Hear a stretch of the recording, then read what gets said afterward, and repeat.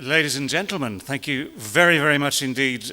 First of all, for the privilege of being invited to be the first orator under these circumstances. Already in the space of the last 24 hours, I have become keenly aware of both the sporting interest, specifically in cricket, and the immense sporting knowledge that is contained in this city, and that last night was corralled on the rooftop at the headquarters of Sanmar.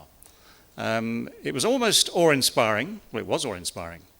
And it was certainly slightly worrying to know that tonight there would be so many very, very knowledgeable people able to pick apart each and every word that I might or might not utter in your direction. And it has forced me this afternoon to do one thing, which is make sure I am very, very sure of all my facts and figures. I had to look them up, because I know there is at least one man I can think of in this audience who will know them off by heart and re-quote them back to me if I get them wrong tonight. Ram Narayan, you know exactly who you are. First of all, before I get into the core of this whole oration, can I say one very, very important thing, and that's an enormous thank you to Shankar, to Kumar, to Vijay, to Ram Narayan, to Bharat Reddy, to all those who already, since I got here yesterday morning, have made me incredibly welcome. The hospitality in the space of 24 hours or less has been awesome. I survived last night. I didn't quite overeat. I probably did slightly overdrink, but thank you very, very much indeed for making me feel so welcome and so relaxed. And as I say, it is just an enormous privilege to be here tonight to give this oration. Right, the focus for me tonight will be captaincy and leadership. And I was very tempted, having found out how knowledgeable everyone was last night about the game of cricket, in fact, in many cases, more knowledgeable than I was very tempted to try and change the topic completely. But I sensed that Shankar might have been a little disappointed, having spoken to me about this in no uncertain terms a week ago or so, that leadership and captaincy should be the thing we talk about. And there's one important premise on which I speak here, one important advantage or disadvantage from which I speak, which is that if you obey the diktat in life that one learns from one's mistakes, I should indeed be one of the most wise men in this room tonight. My history, it is contained, I think, in that little biography in the brochure. In terms of experience at this job, i.e. captaining my country, officially it was 32 times. I mean, it's a loose expression, let's face it, leading one's country. 10 of those occasions were against a side called the West Indies, who in the mid-80s were rather good, and against whom I have what is known as a 100% record. And you are allowed, don't worry, you are allowed to react to that. Many people many people in the West Indies took great pleasure at that. Many people in the UK were a little bit sorry about that. I can claim success in the Ashes. I can claim disappointment in the Ashes. I can claim, I'm glad to say, a successful tour of India in 1984-85 and a less successful test match against India in 1986 when Kapil Dev hit people for six a lot and got India past the follow-on, and they probably won the game. I can recall captaining, as I say, captaining against the West Indies. And these are where a lot of my lessons in terms of leadership were learnt, because when you captain one side against what I have to say was on paper and in reality a much stronger side, you learn that you have to be very, very good. It reminds me, first of all, and very quickly, of what the great Richie Benaud once said about captaincy, a remark I'm sure that many of you have already heard, but you'll hear it again right now. And Richie, who was very good with short, succinct, meaningful sentences, said, if you're going to captain any cricket team, if you're going to captain your side, you need 90% skill and 10% luck. But don't do it without the luck. I, looking back at those 10 test matches against the West Indies, tend to feel that I would rather have preferred if the figures had been reversed.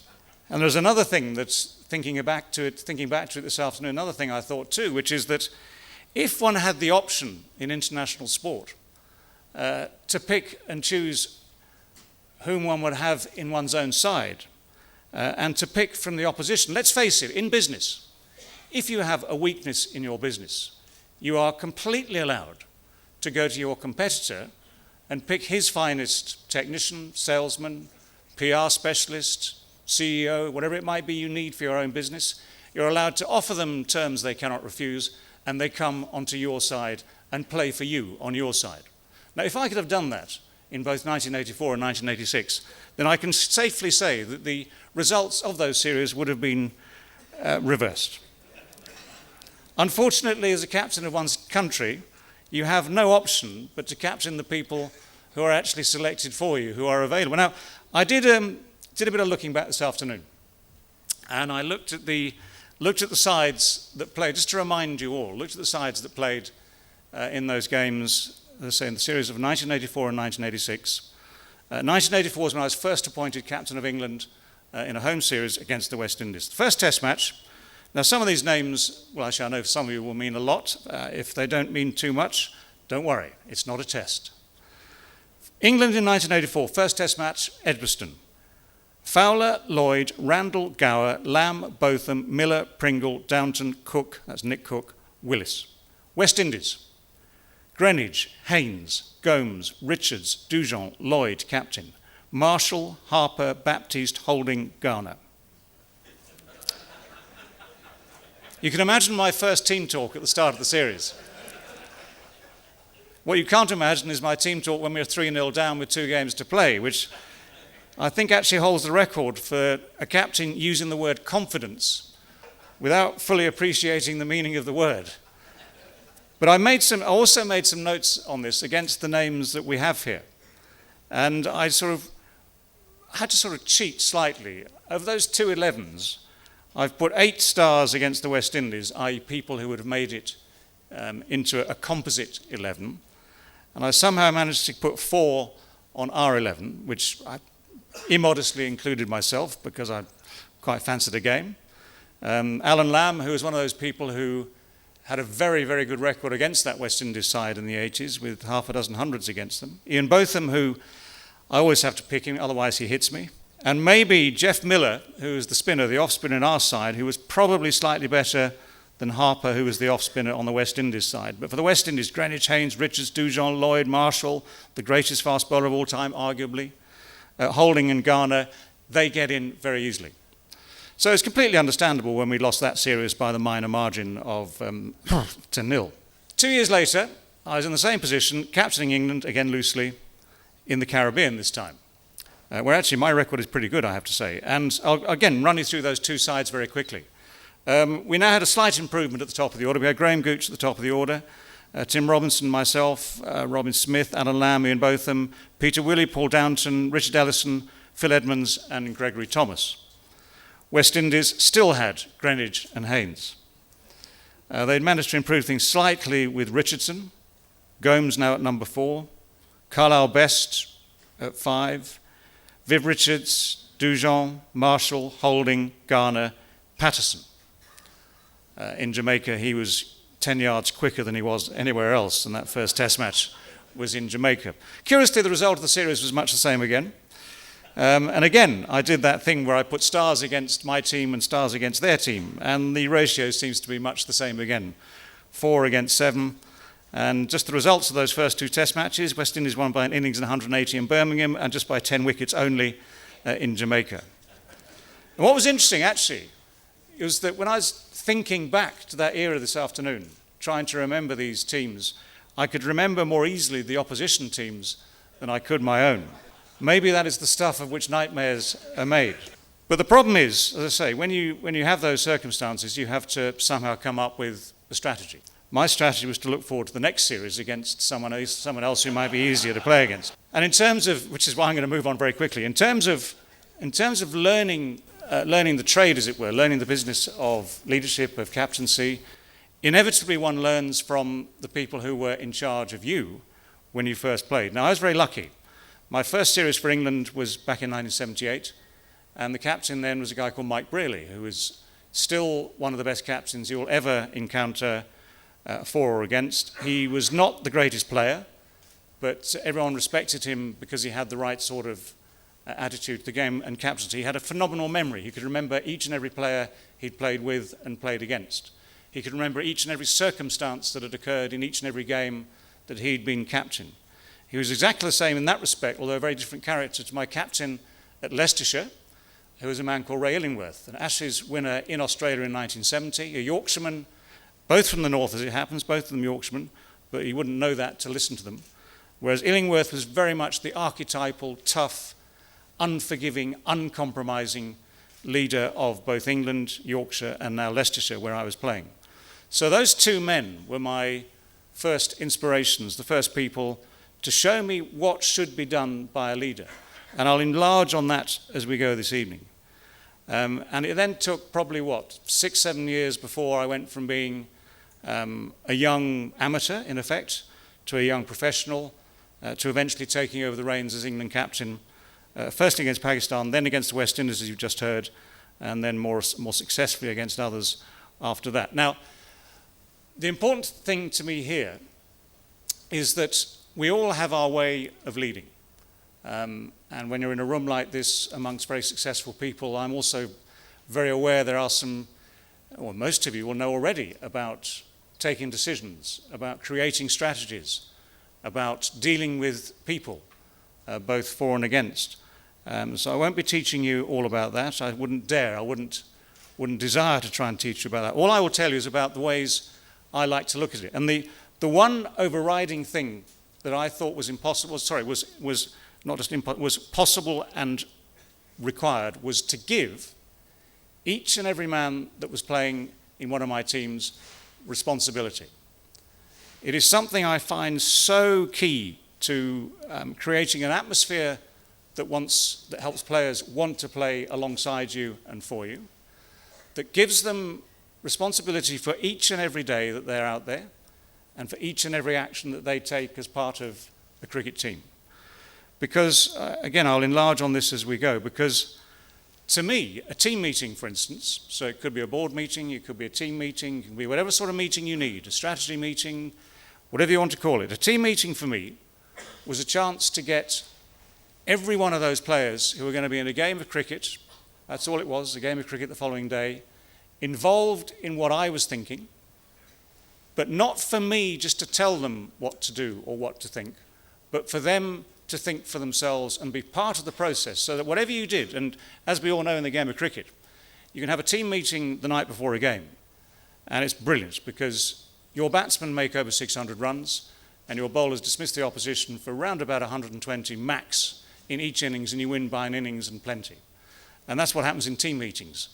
12 hours later, you're on the field and you realise that you've lost the toss and you're fielding, and it's the opposition making 500 and things are going badly wrong, which means you then have to think on your feet very, very quickly. But the principle being that the most important thing for me was to get people involved, thinking, talking, making sure that even the most junior member of that team had the right to say something, and the right to be rebuffed if need be, but the right to feel himself important. And I thought that was the one thing that I would take to each and every meeting, to each and every game. And for instance, when I came here on the tour of 1984-85, we spent 4 very, very eventful months in this country for all sorts of reasons that don't necessarily need to be gone through here. It was an eventful tour off and away from the cricket field. It was an eventful tour on the cricket field.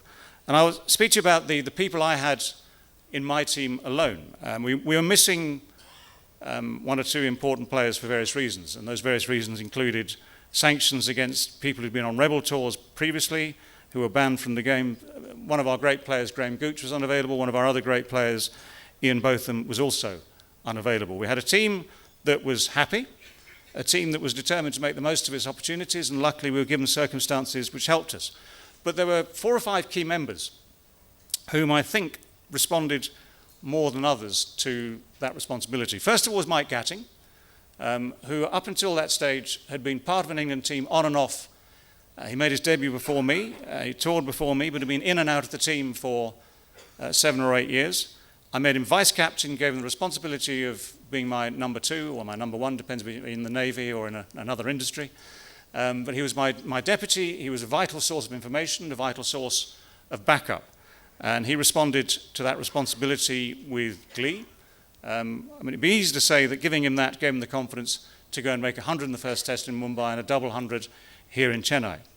There was a man called Graham Fowler who, up until then, he was an opening batsman who took the place of Graham Gooch, who had been often treated as a schoolboy because he was a youngish, very funny man, found it hard to be serious in public.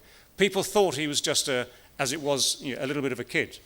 People thought he needed to be told what to do. People thought that he didn't have a brain that allowed him to think for himself. I said to him, look, you're here as an England player, you're going to open the innings, you can do not exactly what you want. That, of course, is always a fatal flaw in any management strategy, saying to people you can do exactly what you want. But he had freedom to be himself, and again, he responded. He was the other man who got a double hundred here in Chennai.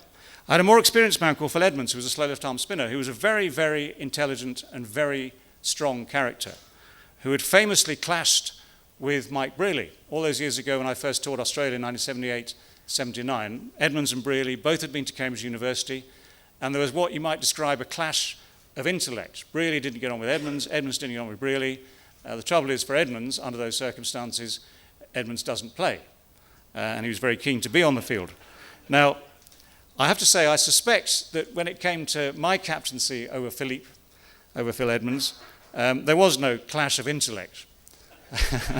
But I also suspect that the fact is, I mean, I didn't have to argue with Philippe. I didn't have to discuss economics. So he was a very successful, has become a very successful businessman in his own way, and he has, a very strong, forceful mind. We didn't have to clash. We just had to get on, which we did. And I don't know if you remember, those of you who watched that series, he had at some stage developed for a very smooth operating left-arm spinner. He developed what, if you're a golfer, you would call the yips. And he stopped right in the middle of his action. So he'd take 2 paces, get into his action. It was like someone had taken a still photograph. And then it moved again. And the journalists on our tour that were saying, oh, this is very bad news. England's premier left-arm spinner is going to be unable to play in the test matches because he's completely lost confidence. And it's fascinating when you look at people. I found him, we had a game, I think, before we got to Mumbai for the first test match. We had a game, I forget, maybe somewhere like Rajkot. And we were sort of hidden away in the country somewhere, without being rude about it, of course. And in a hotel which barely deserved the title, to be honest. But again, without being rude about this. And I found Philippe one night, he was reading rather a sort of clever, esoteric-looking book by an author I'd probably never heard of, by the light of a candle, pretty much, batting away mosquitoes. And I just wanted to have a word. I just wanted to say, Philippe, this thing with your action, this stutter with your action, is obviously concerning people. And it was one of those short, brief, same word, conversations where he just said, Dave, if you're worried, don't be. Now, you can either, as a captain, go, well, actually, no, I need to talk to you. You can be the grand leader. I need to talk to you more about this. It's no use just saying you're okay. I really want to talk about the technicalities, what we can do to smooth it out. Do you need a bit of WD-40 or a bit of oil or something just to get through? Or will a firework do it? Or maybe a glass of something stronger? Or, you can talk to people and you can make it longer than you need to. I was very happy just to accept it. If he's fine, basically I'm fine. And it worked. We had, he did his thing. He had the stutter, he had the yips, but he did his thing and he produced what we wanted. And the other person I wanted to mention was a guy called Neil Foster, who was a seamer from Essex who came here. And this is one set of figures I forgot to look up this afternoon. In the game here in Chennai, took wickets in both innings, crucially. And there's someone. Are you looking it up? 8. Shankar knows. He knows. They know all these things. I knew there was something I had to look at. But Neil Foster was, again, one of those who, in the space of 4 months on that tour, grew in stature, grew in confidence, and basically responded to being given, I felt, that responsibility. The other man I need to refer to, not on that tour as such, but a couple of years later in the West Indies. I mean, we have had, in my era, we had one of the great competitions, or the personal competitions within the context of Test cricket, within the context of international cricket, which is between the 4 great all-rounders of the 80s. My man, Ian Botham, Kapil Dev, obviously from these parts, well, not directly from Chennai, I realise that, but let's incorporate the whole nation here. Sir Richard Hadley and Imran Khan. And if any of those people try and tell you that they weren't aware of the competition to be the best of those all-rounders at the time, I suspect they're being a little bit disingenuous. They might just even be lying, because I know that for Ian especially, the competition in any game, if he comes to India, he wants to outperform Kapil Dev. If he plays against Pakistan, he wants to outperform Imran Khan. He never believed Richard Hadlee could bat, but he would always want to outperform Richard Hadlee when we played New Zealand. And in the West Indies, Ian, one of his great friend was Viv Richards. They played together at Somerset in the early days. They're lifelong friends, always will be friends, and there would have been competition, I'm sure, between him and Viv to see how they could perform or outperform against each other. The only reason I mentioned him in this context is that, again, one of those short conversations that managers, captains, leaders have to have now and again. Despite all his immense abilities, and Ian is one of the most self-confident people that I've ever met. Mike Brealey, in those early series in the 70s, early 80s, the series that became known as Botham's Ashes, the 81 home series, England-Australia, with all those extraordinary performances at Headingley, the 147 that changed the game round, at Edgbaston, 5 for 21 in the closing overs of the game to win the game where Australia seemed set to make the runs, at Old Trafford, where another 100, which was probably better, certainly was better, than the first 100 he made at Headingley, where they made the reputation that was Ian Botham and that has sustained him ever since. I always felt that Brealey had the relatively easy job, because Ian was so eager, so confident, but so eager to do well for Mike. And there's another theory I have, which is that your first captains are gods. The ones that you then play under as your career progresses over 10, 15 years, if you're lucky, become less than gods, because now you understand the game better.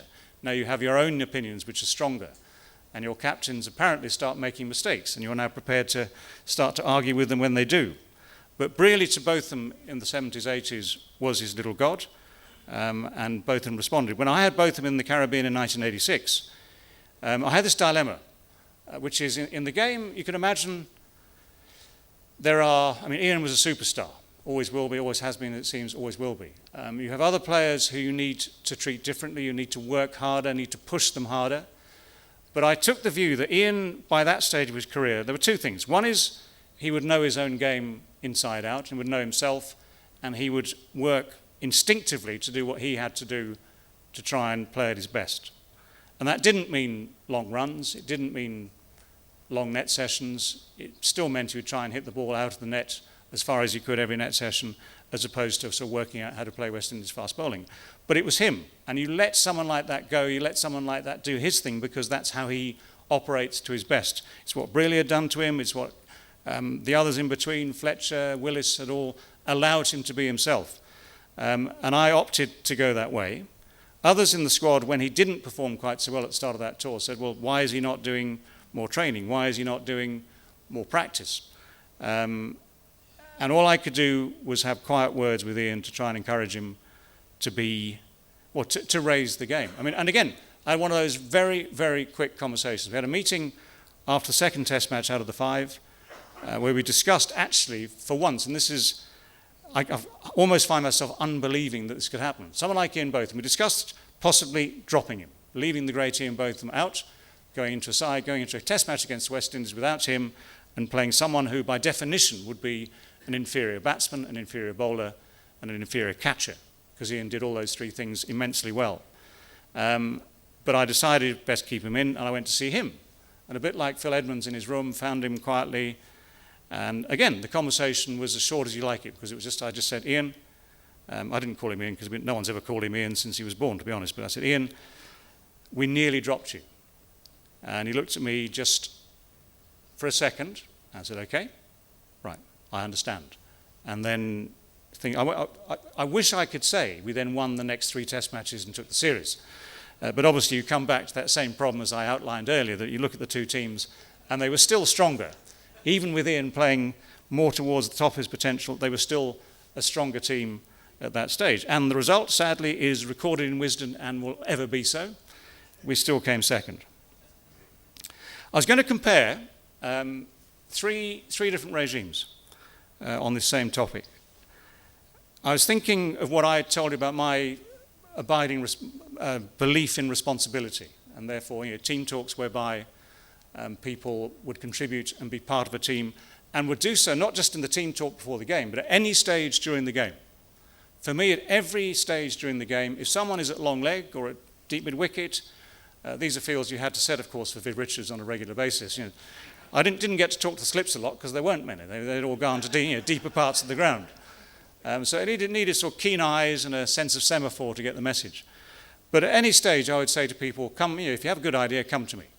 Let's talk about it. If it's good, I'll maybe think about it and do it. If it's bad, I'll say thank you. But I wanted people to come. I wanted people to be part of that process. You still have to make sure that they know you are the captain. And in fact, one of the problems I had was in so doing this and using this method, on bad days, the press would say, well, there are too many people getting involved. And the accusation, which of course is a meaningless one, is that you don't wave your arms enough. Now, if the only thing I'm doing wrong is not waving arms enough to my fielders, making grand gestures, well, I think they're missing the point, because surely it's what goes on in here, it's surely the strategy, it's surely the interpretation of the game, the following of the game that is most important. So every now and again I had to have a sort of bit of just a wave of an arm just to make the point. After me, Mike Gatting took over. In fact, this is, again, making points. Sometimes you can do it in a very serious fashion. Sometimes you can make a point in a not so serious fashion. Having come back from the West Indies in '86, having come second, silver medal in the pocket, our next test match was against India at Lord's. And Peter May, who was chairman of selectors at the time, gave me the test match as a sort of trial. It was very obviously a trial, because if you say to a captain you have one test match, the message is rather clear. Either you win it, in which case you might get another go, or if you lose it, or if you draw it, maybe they might move on. Well, as it happened, I turned up to that test match making the point that I was still, for how long, I didn't know, in charge. I had T-shirts printed. It didn't cost much. Would have cost less if I'd come here, I suggest, as well. But these were printed in London, and mine just said, I'm in charge. The other 11, because we didn't have big squads, we didn't have a squad of 16, we just had 12. The other 11 T-shirts said, I'm not. And that's how we trained on the Wednesday afternoon before the game started. It was a decent game, but as I say, it didn't quite go well at the end. So by the end, I was aware that the axe was hovering. Peter May took me aside for a quiet word to say, we're going to pick a new captain. And I was able to hand the T-shirt, which said, I'm in charge, to Mike Gatting. The only problem was he wasn't able to get it on, because he was just a slightly bigger figure than I am. But anyway, there we were. The reins were passed across, the T-shirt was passed across. And Mike then had a couple of good years in charge of the England side. We had an extraordinary tour of Australia that winter, 86-7, where although things didn't start so well, and at the end of the first month, and this is in the days where tours had a month before you actually played a test match, which of course you don't get so much nowadays, we were having a terrible time. And one of our journalists wrote something which became something of an infamous quote, which was, there are only three things this team cannot do. They cannot bat, they cannot bowl, they cannot field. The good news was, the moment he wrote that, things clicked into place. First test match in Brisbane, we won the test match. We won the test series, we won the one-day series, we won something called the Perth Challenge. And at the end of the tour, the same journalist, Martin Johnson, wrote, right quote, wrong team.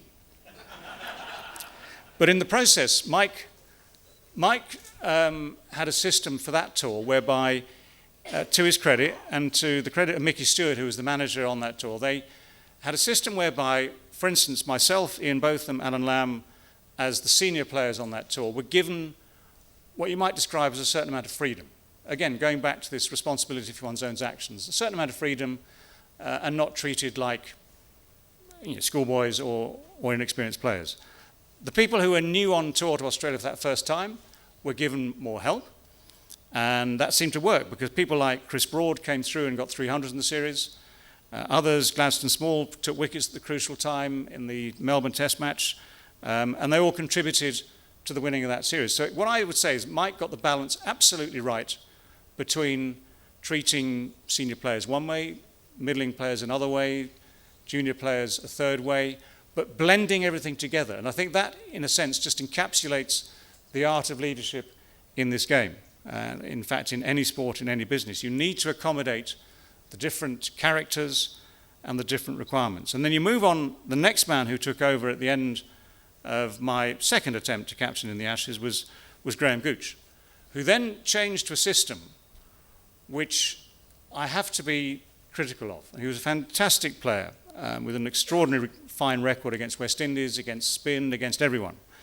But I quibble when it comes to captaincy, because then we went back to what I call a one-size-fits-all style of leadership, whereby everyone fitted into the same box, everyone had to do the same run, everyone did the same fielding, everyone did the same in nets, everyone did basically the same at each and every moment of that tour. And team meetings, no longer do we have this all-inclusive, let's have a chat about this, let's get everyone involved, back of the room, front of the room, middle of the room, everyone have a part to play. They were short and not so sweet. They were an announcement of a team, pretty much an announcement of a time to be at the cricket ground the following day, a slight acknowledgement of the opposition, and that was pretty much it. I might have exaggerated that to, just for not comic effect, certainly not comic effect, but just to make a point where even a sort of slight change in attitude, I think, is an enormous change in terms of how a team will respond to you and how a team will then act amongst itself. And that was enough to change the dynamic, and we had all sorts of meetings about that in private as to how we could maybe encourage a more inclusive way of doing things. I can tell you also about how not to manage a series. It's one thing to be able to say, to try and lay down the law and encourage people to do one thing good or whatever, but there were ways also, there are times that, as I said at the start, you learn from your mistakes. Well, there was one year I made more mistakes as England captain than probably the entire 10 captains before me, all in 1 year. Not all single-handedly, I hasten to add. Not entirely my fault, but as captain, one of the things you accept as a commander of a ship, the general of an army, the captain of a cricket team, the leader of a business, in the end, the responsibility comes to you. The 1989 Ashes became infamously bad, I can say. It was a terrible summer. Having won in 1985, I was looking forward to repeating the dose. It was Alan Border who was up against me again. And I thought, well, okay, we understand Alan well. We know his team well. If we do the same things as we did both in Australia in 86-7, back home in 85, we can win this series again. Mickey Stewart was manager of the team again. I made one politically naive decision, which is to try and sort of hold him back a little bit and run it as my show with a little bit of help, but without involving him properly. That was a politically naive decision and did not help me over the next 3 or 4 months as things went wrong. Alan Border, by the way, at this stage had changed his approach, talking about leadership.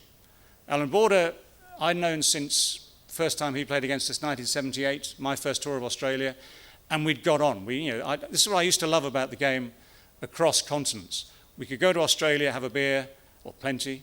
We could, more than plenty.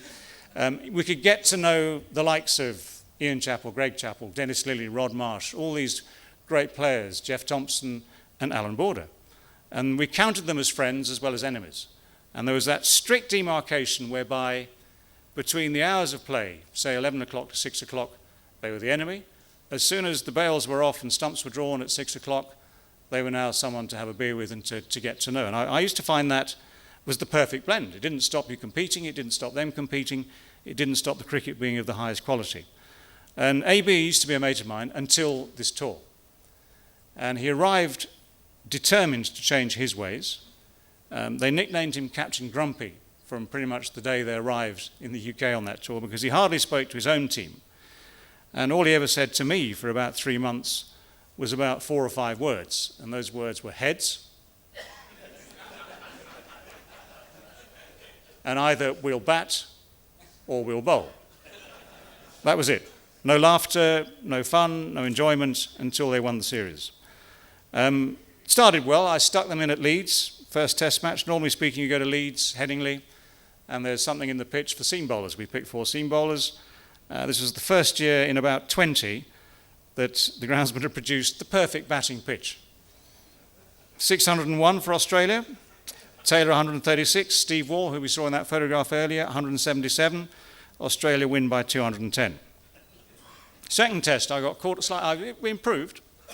I had a bit of an issue with the press conference. I had a theatre appointment, and the press conference, the game wasn't going well. I tried to refer back to the first game with a bit of humour. Press didn't like that, so I said, well, I'm sorry, I've really got to go to the theatre, and they liked that even less.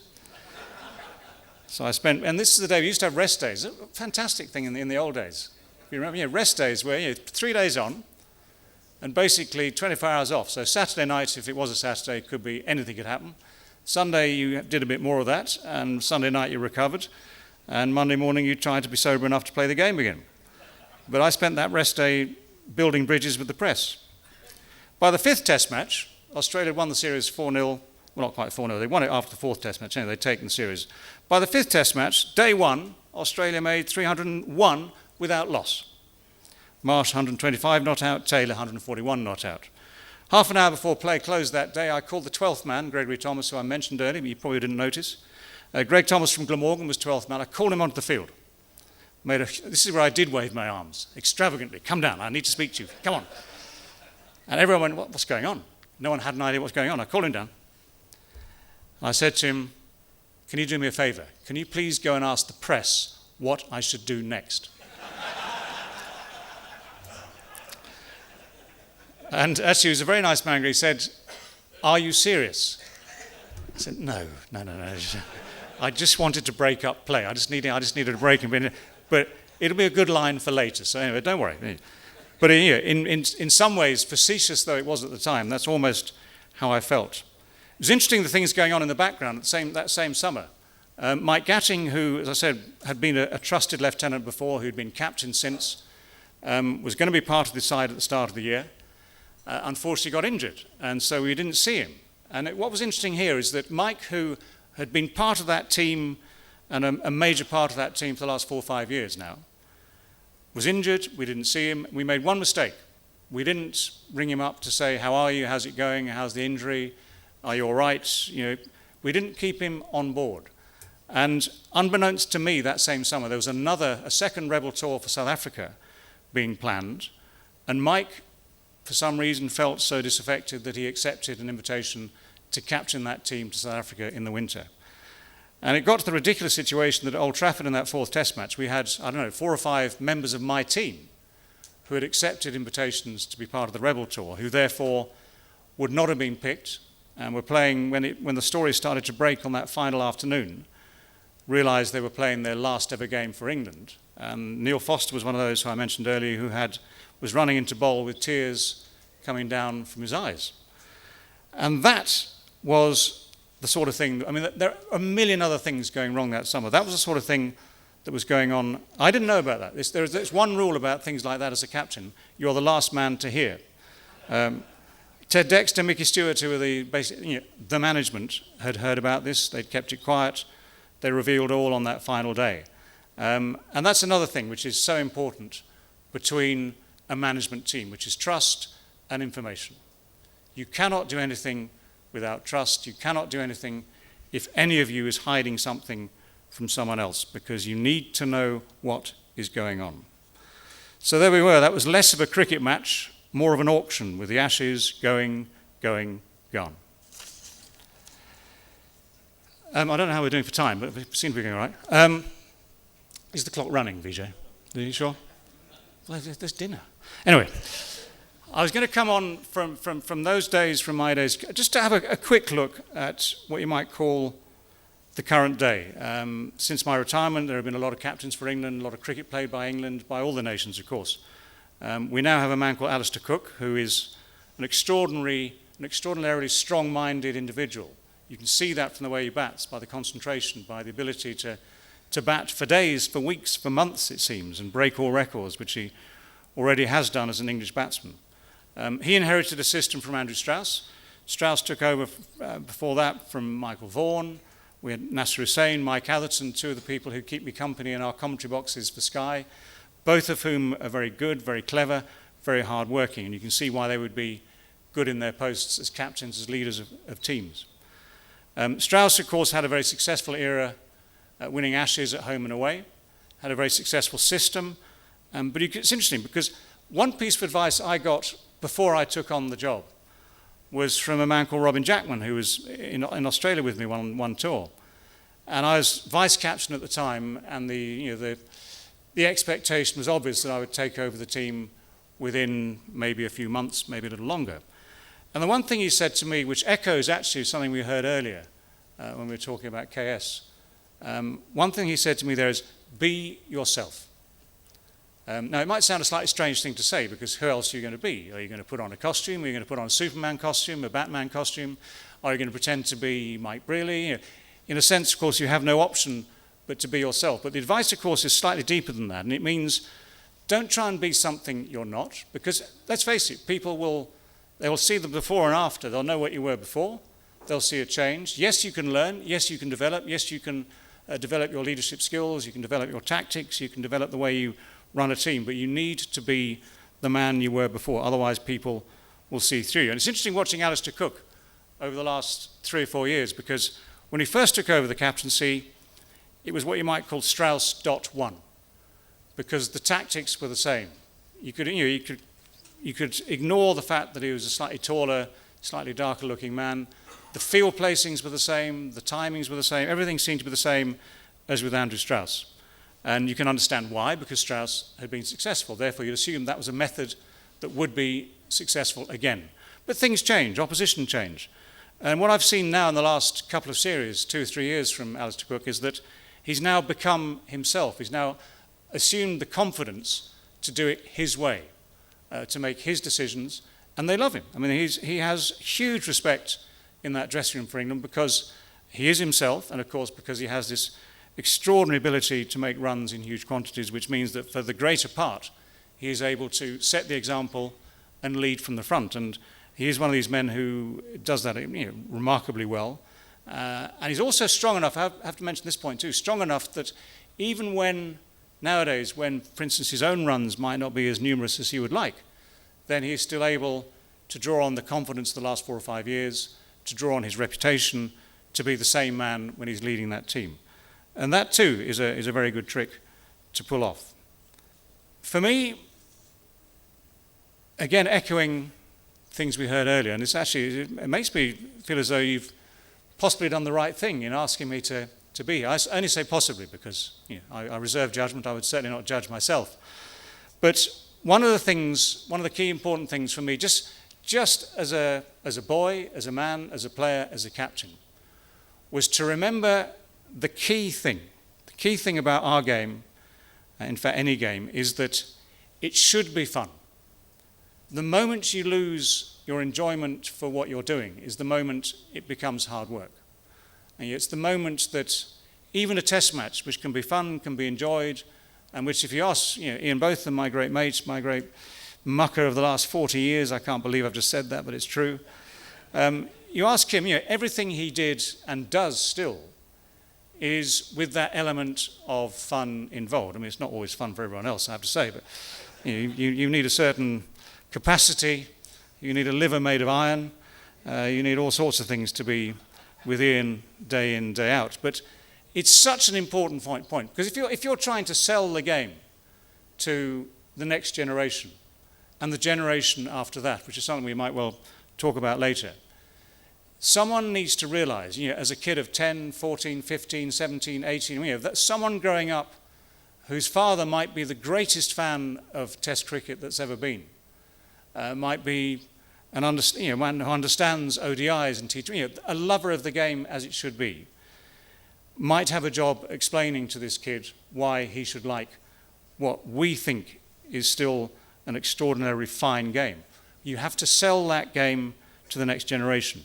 Which is why I say it has to be fun, why everything we do has to have that sense of enjoyment, the sense that achievement comes through that combination, not just of hard work. There's no way I could sell a doctrine which said that hard work is the only way to succeed, because that would be against my own principles. Yes, you have to put in hours, of course you do, but there's a very simple circle in this game. You start, you play, you enjoy the game. The more you enjoy it, you get better. The better you get, the more you enjoy it. The more you enjoy it, you get better still. And whatever your level might be at the end of it, then if it happens to be Test cricket, if it happens to be international cricket, and you're still enjoying it, you have a 100% better chance of making that last 10, 15 years if you're having fun than if you think it's hard work. And I can point you to any number of players in the international game, professional game, who, because they've been so tense and tight and nervous and so patently not having fun, they burn themselves out within months, years, whatever it might be, because it is too much like hard work. And if you can retain somehow an air of relaxation, an air of fun, then you will enjoy it. I mean, sometimes I have to confess I took this maybe too far. And when it comes to team discipline, I mean, one has to acknowledge that senior players should be seen to be doing the right things. The reason Graham Gooch and I sometimes had a bit of a disagreement was largely down to one thing, and that was me in a tiger moth over a ground in Queensland during a game between Queensland and England, flying low over the ground, then over the beaches, and the technical term, or the technical offence, I can tell you, was leaving the ground without permission. The fine was interesting, it was £1,000, and that was an interesting sort of thing to have to deal with. The flight only cost $75, the penalty was a lot more than the actual flight itself. And there were many discussions. We had a very serious discussion the following morning about motivation, where I pointed out that at this stage I had 200s in 3 test matches, top score on the other 2 innings, and why didn't they look at the other 11 for their motivation to see how they were getting on? Because if we were losing, I didn't think it was my fault at that stage.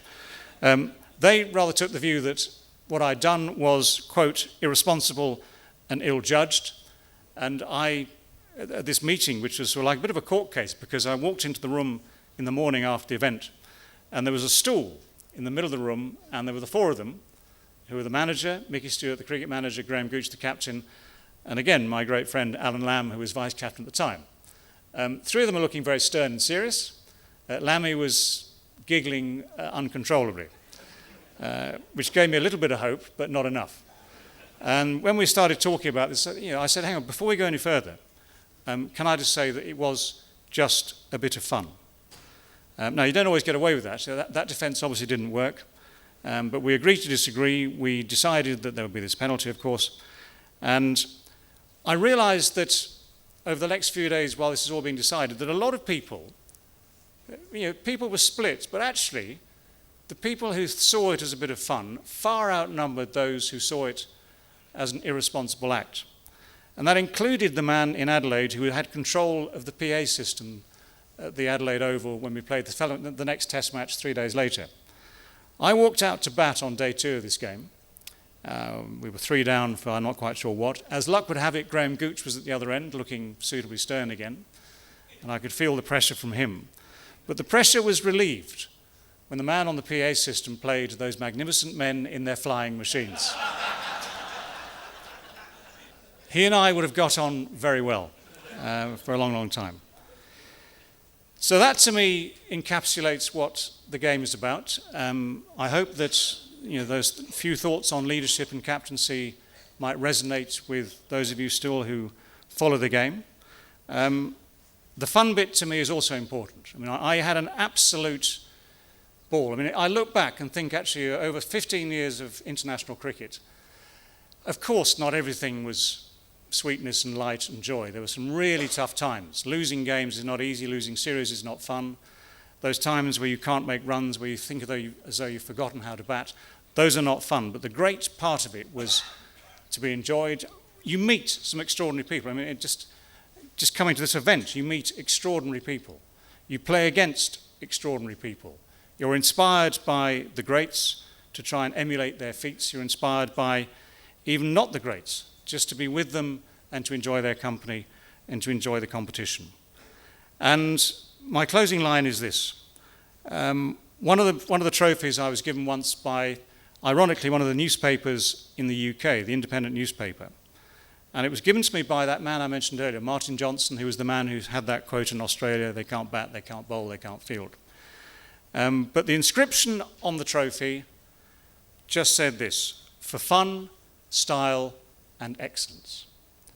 Now, if you've had fun tonight, that's great. If you've sensed any style, sensed even a grain of excellence, I'm very, very grateful. Thank you very much for being so patient. Thank you. Thank you.